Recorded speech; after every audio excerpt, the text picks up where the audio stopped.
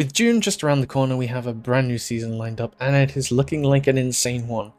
The new Empower keyword is being used a lot this season, and it's probably going to take over the meta, honestly. I usually limit my ratings to 1 5-star for these cards, and looking at the power level of a lot of cards this season, I think I just have to go for 2.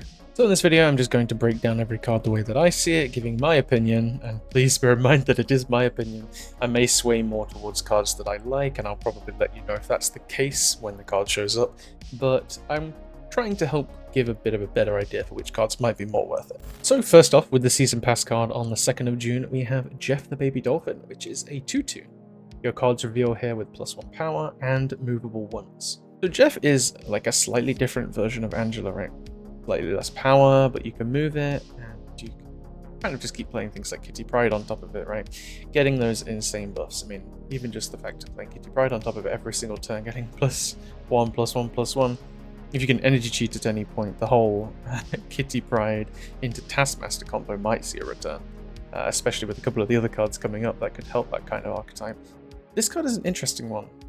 Does it return the Silky Smooth style decks? It's possible. This card could definitely help, having the card that you have to play on its location, right? But then you're also able to move it, which is what those decks love the most.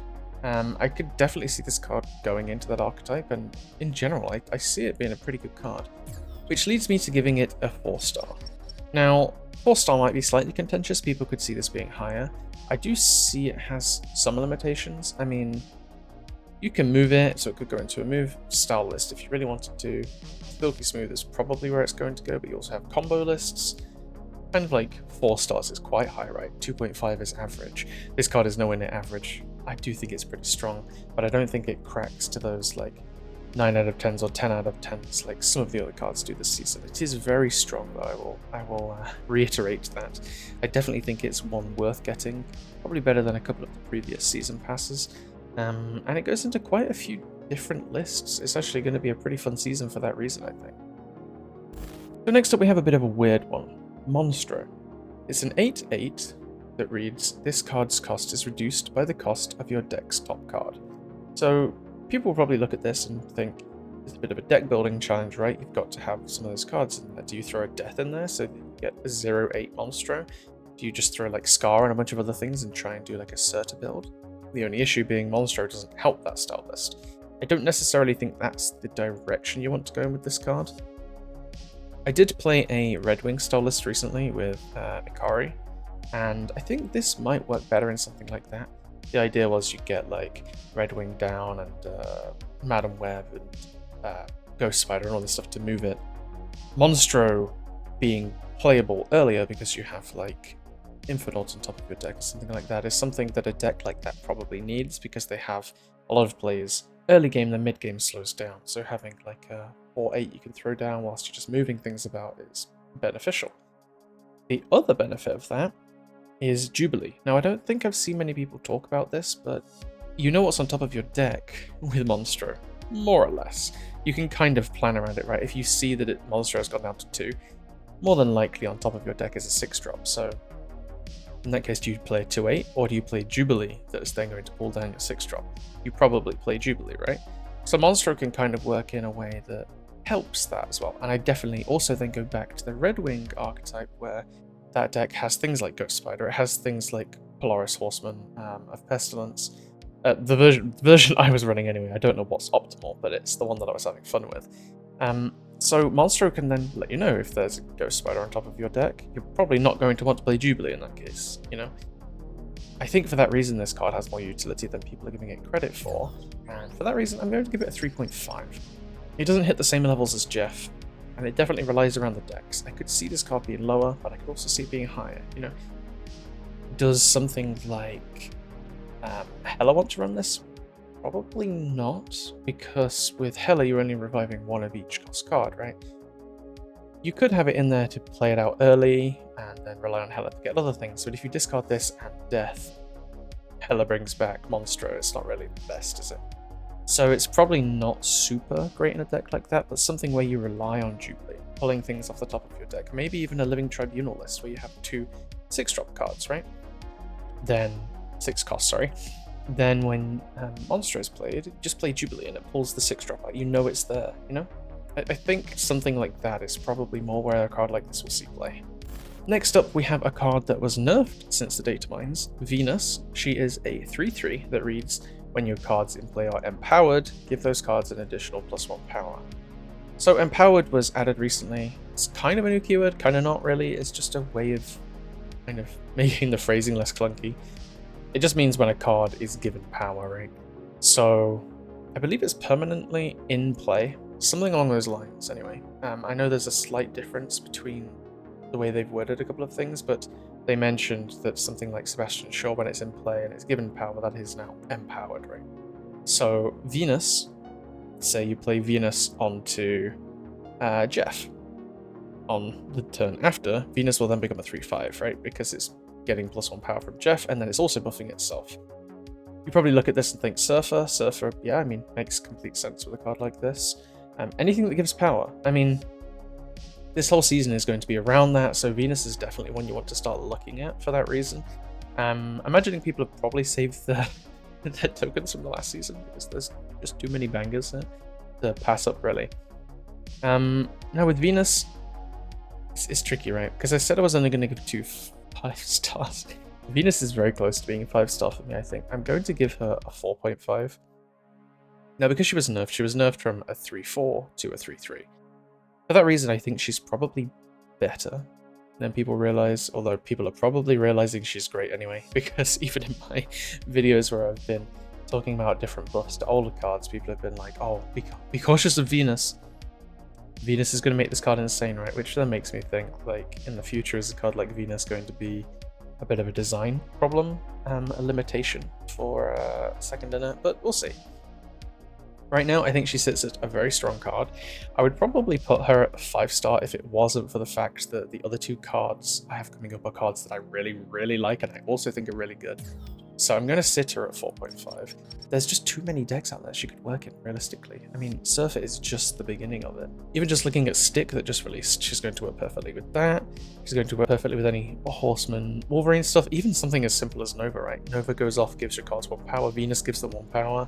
I could even see it in a Destroy list where you're based around just buffing Deadpool, right? Something like that. Or, as I say, with Jeff, if you play Jeff then Venus, then next turn play Kitty Pryde. Kitty Pryde plays, she gets 1 power from Jeff, she gets 1 power from Venus, she goes back to your hand, gets 1 power. Next turn comes out, same deal. Finding a way to get, like, I don't know, Superior Spider-Man. That's a card this season that's probably going to have its stocks rise exponentially, I think. So definitely keep an eye out for that card.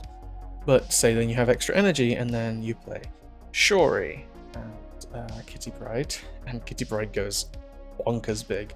Then the last turn, it's Kitty Pryde Taskmaster, right? Because you have 7 energy from Superior Spider-Man. I think I see that being a deck that could come back off the back of this, and I think that's kind of cool as well. So I'm going to leave her at 4.5. Could very easily agree with somebody giving her 5 stars though. And this even sits after me saying that I'm going to give strict ratings, because I didn't want to be like the IMDb style of rating where I was giving like 3.5s for average cards. I wanted 3.5s to actually be somewhat above average cards. But 4.5 for Venus is I'm happy with that.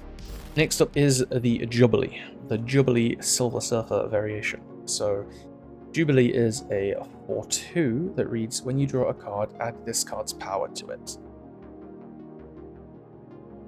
She's a 4/2, right? You've probably seen where I'm going with this. I love this card so much. This is one of my 5-star cards. Now, let me propose something to you. Say she's in your deck, right? You play Zabu, she becomes a 3 cost. Then you play, let's just say Awesome Andy. Awesome Andy got buffed recently. Pretty decent. You draw Jubilee in that time, so, I mean, pretty happy. Play Jubilee as a 3 cost with 2, and then Awesome Andy buffs Jubilee to become a 4/4. That means for the next 3 turns, the cards you draw are going to have +4 power. Then let's just say you're very lucky, and within those draws you get Wolverine Horseman, right? You play the Wolverine Horseman and it buffs Jubilee further to be a 4/8. And then the next cards you draw have 8 power. That is just a random idea I had. There's probably so many things, even just something like Agony, right? Play Agony, you play Jubilee on top of Agony. Or, I don't know, there's so many buff cards in the game now that just pulling things from the top of my head is not actually going to work that well. Maybe even Captain Carter. Captain Carter's stocks are up massively right now, and it's a card that I'm a little bit against playing for that reason, because I like to be a bit of a hipster when it comes to decks, but I could see Jubilee Silver Surfer working there. You play some cards, maybe Captain Carter's huge, Jubilee on top of it is like a 4/7 then, and then the next 2 cards draw have 7 power. This is going to go into those Maverick stick decks that you're just passing power between each other. I do think that's probably where the meta's going this season. This card is nuts though. I mean, I did make a joke about this in Rez's video, I think. Could this be like crystal stocks going up? There's 2 cards in this season that are based around giving your cards that you draw benefits, right? And if you actually play crystal, I think I said crystal. If I didn't say crystal a second ago, I meant to say crystal. If you play crystal, you're drawing a card that's buffed, and then you're also drawing another card that's buffed. It's like giving you a bit more benefit from actually playing crystal, right? And I don't see that being too crazy either, honestly. I can definitely accept arguments where people say Venus is above Jubilee, but because I like Jubilee this much, I'm giving her the 5-star. Then, a few days after, on June 11th, is going to be Quicksand, which is going to be a Series 4 card from a limited time event, which is a 2/4 that reads, the next time your opponent would start a turn with bonus energy, they don't get it. So this is a card that was probably added to kind of combat Star-Lord stuff if he was still in the meta, not to a dominating effect. I think this card's fine. Honestly, I don't think it's crazy by any means. It's just a tech card. If you compare it to something like Stardust, Stardust is a 4/6, right? It gets played a lot, but it counters a lot more than this card does. This is a 2/4, so its stats are pretty decent. But what if you're playing against a deck that doesn't have extra energy? It kind of feels like a dead draw, right? There's not many decks that you're going to want to play this in. It kind of harkens back to Super Adaptoid. This card is a lot better than Super Adaptoid, but I think this card fits into that sort of area where if your pocket meta has a lot of extra bonus energy cards, this is definitely a card that works. One place I could see this being used is perhaps with Lunar Snow, right? You play Lunar Snow, then you play Quicksand, and it negates the Ice Cube, so they don't get that extra energy. I don't see many other instances of this card being used offensively in that sense. It's probably more a defensive card. So I'm going to give it a 2.5. And that kind of sits in the very dead-on middle. It's a tech card. I think it's an above-average tech card for a meta that probably doesn't need it right now. It's something worth having in your back pocket in case one of those metas comes up and the only way to beat it is to have Quicksand in your deck, you know? It's something that will sit on the back burner for now. Then next up on June 16th, we have a 1/2 Submariner. Now this guy got changed from a 2/3, I believe it was, to a 1/2, which is a crazy change. That reads, when this is empowered, add a random 1-cost character to your hand with that same increase, if in hand or in play. This card is freaking insane, is it not? Am I missing something? Like, even just think about it with Jeff. You play it on Jeff, it becomes a 1/3, then it adds a 1-drop to your hand that is whatever it was plus 3 power. Not even talking about adding Venus or anything else, and 1-drops are fairly decent most of the time. You know, you get like an Iceman, or you get I mean, I'm not going to say no to getting a Howard off of this, right? Howard's not a great card to add to your deck, but if you just get it for free off of this, like, why not? I might as well see the top card of my deck. I don't know, you get Spider Ham, or you get Kitty Pryde, or you get absolutely anything. Agony. Agony's insane. Say this gets buffed while it's in your hand and you get an Agony, then, like, what, you've got a 1/5 Agony, then you play Agony and Submariner, then Submariner becomes a 1/7, and then it adds a 1-drop to your hand that has plus 5 power. I don't see a world where this isn't a 5. Like, I'm giving this 5 stars, I should say. This card is nuts. Like, it was a 2/3 before, which making it a 1/2 most of the time would mean that it wasn't actually that good. But I don't know, I think as a 1/2 stat line, this card could be busted. Am I wrong for saying that? It very much so goes into a Zoo style deck now. Like, imagine playing this and playing Marvel Boy. It's a 1-drop, it benefits from all those things, yeah? Empowered is permanent, so something like Kazar wouldn't trigger this ability, basically. That's as far as I'm aware. But I guess it's the same vein as playing Sebastian Shaw and then playing Blue Marvel, right? Blue Marvel doesn't actually buff Sebastian Shaw. But this will work whenever it's given permanent power. So, Marvel Boy. Marvel Boy stonks are going up massively, giving this 1 power every turn. It's giving you 1 drops that are exponentially bigger every turn. Yeah, I don't know. I don't see a world where this isn't crazy, so I'm more than comfortable with 5 stars. I am excited for this card, but I'm also nervous for this card. But I suppose when this card drops, Killmonger is going to be absolutely everywhere. It's going to destroy these decks. But at least it has a counter. I see it being a really strong card that I am glad has a counter, because otherwise it could run rampant. Then next up on the following week, on June the 23rd, we have Namorita, which is a 3/5. This card has been drastically changed from when it was data mined, by the way. It now reads, when you draw a card, give it -1 cost if this is your only card here. So, I think this is pretty decent, right? It has to be the only card there, which is a bit of a downside, but I suppose it is the Atlantis effect, right? You play it on a location, and then for the next 3 turns, the cards you draw are -1 cost. So, does Howard the Duck like this? Maybe? I'm not really sure. It's probably a combo piece card. It's one of those where you want to be drawing cards for cheaper so you can play them earlier, right? I don't know, you play this. Could actually work in Surfer. You play this and then like you draw Serra. I mean, it's pretty decent. We're going to play Serra early. Or you draw your 3 drops, become 2 drops. It's kind of like a budget version of Serra. So I think it could be a Surfer card or a combo card. Other than that, I don't really know where you'd want to play this. Getting -1 cost to things is always good. I mean, it's never something to scoff at, really. But I do see it being slightly clunky. Like, that is getting it on turn 3. Imagine you don't get it turn 3, it is kind of then useless. Similar point to Jubilee before.